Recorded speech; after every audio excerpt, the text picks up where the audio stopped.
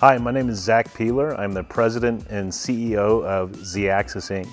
Zaxis started a long time ago in 1984 under the company Industrial Data Systems, where we launched the Sprint MT with the first microprocessor leak tester in the industry. Industrial Data Systems got bought out by one of our competitors in '96, and Zaxis was born in 1997. And over the last 41 years, we've been honing on our core competencies: pneumatics, electronics, and mechanical systems. So if you want a product with any three of those disciplines, reach out to us if you don't see it up here. This is the new Z series, our leak testers. We have an electronic regulator, and we specialize in positive displacement dispensing. The real reason we're making this video is to bring 41 years of expertise to you. Thank you so much for watching, and we hope you enjoy the next episodes of our technical training series.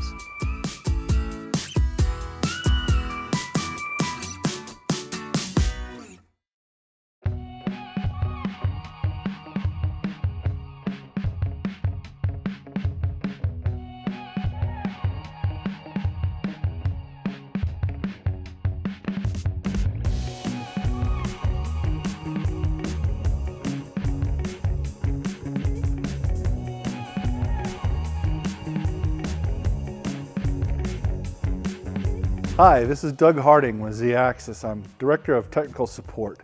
What I'd like to do is take one of our new Z series testers and walk through all the screens, the locations of where the settings are, and walk you through and describe what you'll be seeing so that you understand where to find things. I'm going to be doing it on this tester, but we'll have a larger screen so that you can follow along. The tester always boots up into the run mode. So it'll be ready to test. If it's on the appropriate test where you left it the evening before, it's ready to go. What we're going to see in the run mode are everything we need to do. So at the top of the screen, we have two arrow keys. Those arrows allow us to change between one of the 100 stored programs, either using the arrow keys or by using a swipe gesture. By swiping across the screen will allow us to change the programs. Along with the program, we have the program number, 0 through 99, the program name, which can be changed to be your specific program or product number. The type of test that will be run is showing at the top right-hand corner. Now at the bottom of the screen, we have the timers that will be going on, the live pressure reading, and the answers to the test. So you can see we have the timer here. We're sitting in the idle time, and when I actually start a test, you can see that timers run, the graph draws. This is a pressure over time graph. So pressure on this axis, time on this axis. This tester, being a single channel, has one set of data for the one channel. If you had a multiple channel, you would have multiple sets of data for each channel as they're testing independently. So the top answer box is going to be the decay value that happened during the test step. The middle box is a live pressure reading. So as you run through the test, you'll actually see the test pressure come up to test pressure and read the value there. The bottom is the status box that tells you what happened in the test. Was it a low pressure error, high pressure error? Was it a gross leak, or was it a pass? The target is the test pressure from the test pressure screen that we'll go into a second here. But it reminds you the target that you're trying to go for as far as the test pressure. To get into the test setup, there's two ways. I can swipe up on the screen, that will take me to the test setup, or simply press the test setup button, which is the most simple. We first go into the test setup screen that has everything you're going to need to know to run a pressure decay test, all in one screen. So if we start on the left-hand side, we're going to see we have a spot to set our test pressure, the goal of pressure, back pressure that's going to be put into the part, as well as a plus and minus tolerance. Now the fill step and the settle step are governed by these two values. They must pass within that window in order for the test to progress. Then we have the pressure decay, which governs the test step. So once we've gotten through the fill and settle, we then have another limit for the test step. On the right-hand side, we have the timers. Those can be set in seconds or those can be set in minutes. We have a selection now, and we'll show you in a minute, where we can select that value to change it if we needed to run a longer test versus something that can be done in, say, 10, 20, 30 seconds. So we simply touch the value field. Any value field you see, you touch it, and the appropriate keyboard or the numeric pad will pop up. And you simply enter the new value you want to put in, and now it changes it. So we have the timers all set here. The vent step is not necessarily in the pass-fail of the test. It's more of a safety. At the end of the test, once we've pressurized the part, we're going to allow that air to go back inside the unit away from the operator, so when they take it off, they don't get blasted with a foreign particle at them. So there's two features down here that allow us to do either multiple tests or allow us to link to another test. The loops feature allows you to run a test. Maybe say you need to do longevity cycling. I need to cycle this part 1,000 times and then do a pressure decay test. I can simply enter a value there. Once I start the test, it will loop that same test the specified number of times. It'll just keep repeating. Well, if I need to do two different tests, or if I needed to do a pressure decay test and then an occlusion test, I would use the next program field. So currently we're in program 0, so the next program is 0, so it's not going to go anywhere. But if I change the next program to say 1, at the successful completion of program 0, it will automatically jump to program 1 and whatever's in program 1. When it's done, it auto returns. So the next press of the start button starts test 0, then goes to 1, and it will just keep doing that as many times as you need it to happen. On the vent step, there's actually two functions, timed or auto. Timed means we turn the vent valve on and we turn on a timer and we force it to run to that timer. If you have it set on auto, it's going to open the vent valve, and when we've determined that it reaches a safe point, which is below 0.5 psi, we'll stop. No matter how much time is left in there, we'll just go ahead and stop the timer. There's an evaluation button here. So you notice that anytime there's a grayed out field is inactive. Anytime it becomes orange, it becomes active. So this field, end of test evaluation, what that does is it forces the test step to run to its completion. Normally, if you have a part that decays greater than this value before the end of the test step timer, the test is going to stop. And that's so that you don't waste valuable production time. We stop the test, allow the part to be taken off, and test another one. But if you need to evaluate and see just how much of a failure it was, we can turn that end of test evaluate on, and it runs that timer to its completion. It'll still keep track that it failed, but now it shows you how much greater it failed than what the decay value was on it. There's an advanced function, and in the advanced function we have some extra functions for options that got added on, primarily the electronic regulator. The standard machine is a manual regulator. Well, you reach behind and set the regulator. Once it's set at pressure, you don't need to move it. But if you have multiple tests at multiple pressures, you could have the option of an electronic regulator. Each test could go to a different test pressure. So there are controls on the electronic regulator to allow you to tune the fill curve of that. We have some customers that don't want a stair step of pressure hitting their part. They want a nice smooth transition. And so we allow you to change some control feedbacks to make a nice smooth fill or stair with a stair step kind of a function. That would be right here for the electronic regulator controls, KP, KI, and a percentage of feedback. Think of it like the KP is the throttle on a car, and the KI is your reaction to that throttle. So as you get up to speed, how much do you feather off the pedal to stay at speed? Do you let off the gas? Do you make quick reactions, or do you slow your reactions so that you get up to speed and stay nicely at speed? That's how you can think of these two values. The percentage of the value is what percentage of the fill time do you want these values to work in? Those are all selectable. Again, you touch the value field, enter the value you want, and now it's entered. We do have some customers that they know when they run a pressure decay test that there is some small amount of leak, and they need to have a way to bracket that to say too much leak is bad, not enough leak is bad, we want just the right amount. So we have a feature we call the increased test limit that is the upper test limit that allows us to bracket pressure decay. 99.9% of our customers are simply going to use the pressure decay value, the single line in the sand, that if you cross that line, it's considered a failure. but we now have controls available there for you to put a secondary set of limits. As well as, you'll see a volume valve here. What we can do is we can take the amount of decay and we can convert that into a volumetric leak rate for you. Some customers will have a leak rate specification that they're shooting for. So what we can do is, if you enter the volume of your product and any extra tubing or tooling volume that happens to be in there, we at the end of the test, as an added value, we will give you the leak rate in terms of a cc per minute leak rate. It still will pass-fail based on the pressure decay, but at least you'll know that you're in the same range where you need to be looking for a volumetric leak rate. To change the type of test, you can see it in the upper right-hand corner, it's a pull-down menu. Only the test types that are supported by the pneumatics you have in your machine will show up.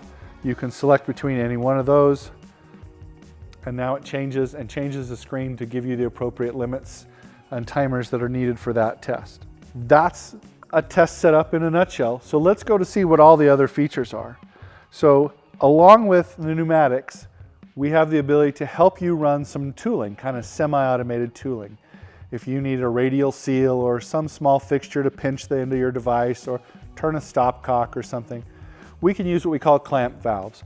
So we have 4 built-in timers that allow you to do different motions. In case you had one cylinder that brought a nest into place and another cylinder that brought a seal head down, we have a separate motion.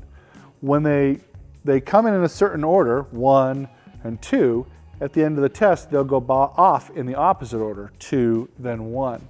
So we have 4 of those abilities. You just come in and put timers in. Anytime you put a 0 in a value field, it gets ignored. We also have a feature called Hold Clamps on Fail, which is a nice feature. A lot of operators will get into a kind of a cadence because they get used to testing good parts, because that's what you're doing, you're manufacturing good parts. When they get into a cadence, if a failure happens, they stay in that cadence and can pass a bad part on. But if you're using tooling to hold the part, as they get into a cadence and they've been testing and testing, what will happen is if the test fails,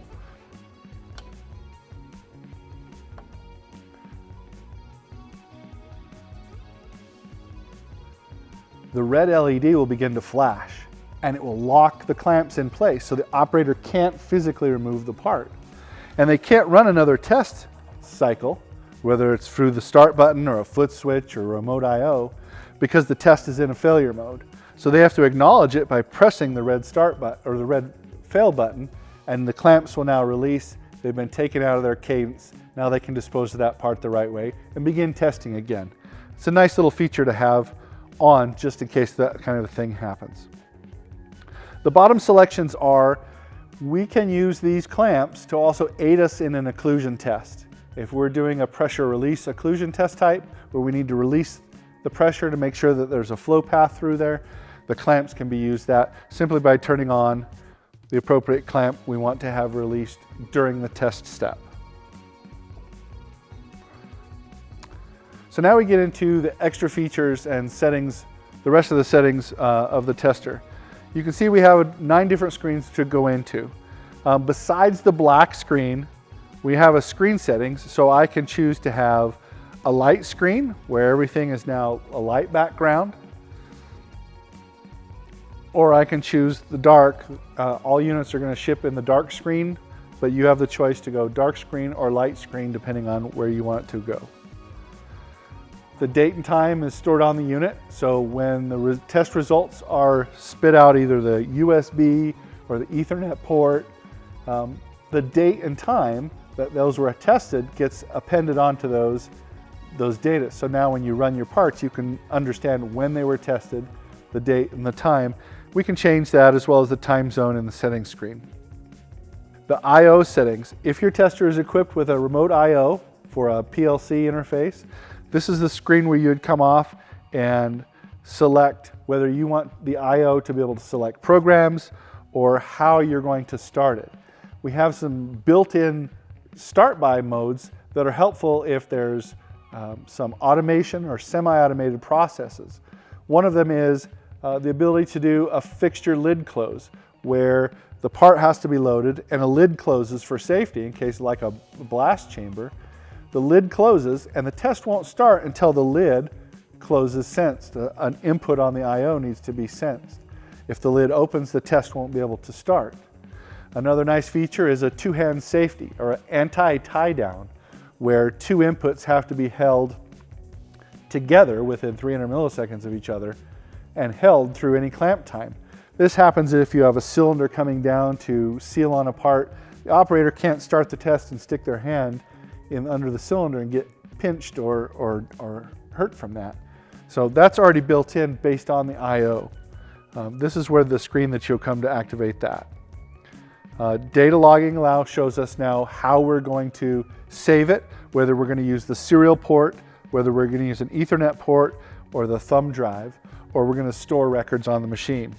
We can choose whether we want to see just the result or we want to see a pressure plot every 1 second or every 1/10 of a second, or whatever interval I choose. I can see the live pressure plot, so I can create some curves and graphs on screens to understand how your part reacts. We can select to use a barcode scanner in the same screen, where we can enable it so that when I scan a barcode, it will append that barcode to the data results that are spit out, whether one of those selections that we've chosen. And then I can choose a barcode to start on scan. So the test won't start unless you scanned a barcode to get that data. Lock the tester. So we have the ability to lock the current program so that it can't be edited. We have the ability to lock parameter editing, so we can't edit anything. Then we have the ability to lock out the calibration. If you have curious operators that like to go in and see different menus, there are chances there that they could make an improper setting. So we set a PIN number, and once you have a PIN number set, the only way to unlock it is to have that PIN number back in here. And that's set in that lock screen. We have onboard statistics that keep track of the actual test pressure and the decay results to give you some onboard feedback, as well as engineering units. We can change the resolution of what you see as far as the test pressure and the resolution of the result. We can get up to 5 digits behind the decimal place for the result and 3 digits behind decimal place for the test pressure. Then we have engineering units that can be changed, PSI, millibar, kilopascals, and what have you. The most common units are on here. As well as if our tester had a flow, we can choose between standard cubic centimeters per minute or standard liters per minute. It just shifts the decimal places to where the value is. And we can also change between running in seconds or running in minutes. Right now it's set as seconds. We have Ethernet settings where we can set the IP address so that our computer or whatever system or our PLC can communicate with it. We can either do a DHCP where it can go out and grab its own IP, or you can do a static value where you set the value. Then we have the calibration screen. When this button is pressed, a big warning comes up on the screen and says, don't go in here if you don't know what you're doing. The calibration is really what runs the entire test. If the calibration gets modified, that could affect the results of the test. This is where we calibrate the full scale of all the sensors so that the processor can understand what value it's seeing. You can see we can calibrate the positive pressure, the vacuum pressure, and the flow. Those are the 3 parts of the calibration that we can take care of. Your machine might not have flow, but it'll have a value to say calibrate flow. This way we keep the system same across everybody. So once you know one system, you know all systems. The About screen gives us our firmware version, our serial number. So in case you're calling into service because you're having an issue, they'll want to know the serial number of the device, and most likely they want to know the firmware version of what you have so they can look up the system and then check your complaint to see if there's something that they know is a known fix or something they can help you figure out. Once you know where everything is, it's fairly simple. Thanks for watching. Hello, it's Charlie again. We just wanted to thank you for watching our video, and please, if you have any questions on any of your existing applications or on future applications, please reach out and get us at sales@zaxisinc.com, or feel free to give us a call at 801-264-1000. We're here to help you with all your leak testing needs. Thanks for watching. Okay. Do it again. To you. Thank you. The test is going to stop, and that's to waste valuable production time, or so that you don't waste valuable production time. So we hope you enjoy. Cut.